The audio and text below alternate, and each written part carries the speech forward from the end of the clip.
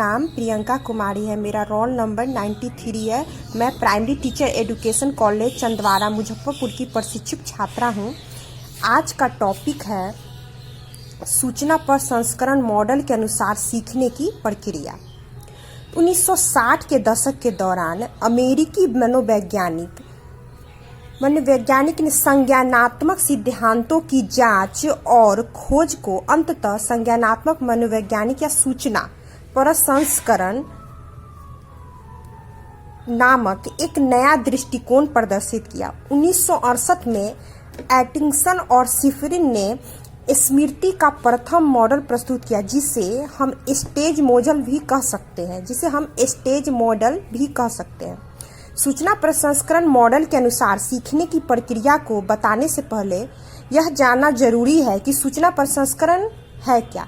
सबसे पहले सूचना प्रसंस्करण संज्ञानात्मक सिद्धांत कॉग्निटिव डेवलपमेंट बच्चों के या मस्तिष्क के से जुड़ा है। सूचना प्रसंस्करण मानव मस्तिष्क की तुलना कंप्यूटर या बुनियादी प्रोसेसर से कर रहा है। यह सिद्धांत है कि मस्तिष्क एक निर्धारित क्रम में काम करता है, जैसा कि एक कंप्यूटर काम करता है। नियमानुसार इनपुट प्राप्त करता है, सूचना संसाधित करता है और एक आउटपुट वितरित करता है। सूचना प्रसंस्करण प्रक्रिया संज्ञानात्मक मनोवैज्ञानिक ने एक व्यक्तिगत रिकॉर्ड संश्लेषण सूचना प्राप्त करने के तरीके के लिए उपयोगी की जाने वाली एक सादृश्य है। यह मानव मस्तिष्क को एक कंप्यूटर पर मॉडल करता है, जो बाहरी जानकारी को संसाधित करता है और प्रतिक्रिया उत्पन्न करता है।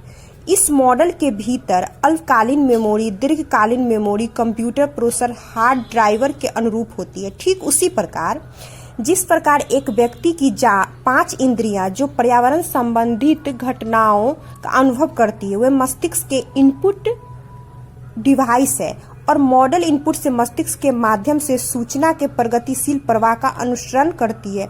भंडारण के माध्यम से वो अंतिम उत्पाद देती है। महत्वपूर्ण चरण इस रूप में है: इनपुट, प्रोसेसिंग और आउटपुट। इसे हम समझने के लिए इस मॉडल को देख सकते हैं। स्मृति की अवस्था, सूचना, संवेदी स्मृति, चित्रात्मक दृष्टि यानी सेंसरी मोटर। जब हम बच्चे को सेंसरी मोटर में सूचना को एकत्रित करने को कहते हैं, तो वह उसकी संचय क्षमता वृद्ध अवधि कुछ सेकंड के लिए होती है। एग्जाम्पल के तौर पर हम यह कह सकते हैं कि जब एक जलती हुई बल्ब को हम बंद करते हैं तो उसकी रोशनी कुछ क्षण के लिए हमें दिखाई देती है, तो वह सेंसरी मोटर में ऑब्जर्व हो जाती है। ठीक उसी प्रकार अल्पकालीन स्मृतियां, शॉर्ट टर्म मेमोरी, यह 30 सेकेंड के लिए होती है। उदाहरण के लिए, जब हम किसी भी चीज को अटेंशन देते हैं यानी ध्यान उस पर केंद्रित करते हैं, तो वह ज्ञान हमारे माइंड में 3 सेकेंड के लिए रहता है। लेकिन जब इसी चीज को हम बार बार दोहराते हैं और बार बार इस पे प्रयास करते हैं, तो यह दीर्घकालीन स्मृति में स्टोरेज हो जाती है, यानी यह असीमित जीवन पर्यंत होती है। इसी तरह सूचना प्रसंस्करण के माध्यम से बच्चों को हम संज्ञानात्मक विकास के आधार पर सिखाते हैं। उदाहरण के लिए, कंप्यूटर में रोम और रैम मेमोरी होता है। स्टोरेज कुछ डाटा को लघु समय के लिए तो कंप्यूटर में होता है, तो कुछ परमानेंट अर्थात दीर्घकालीन समय के लिए होता है।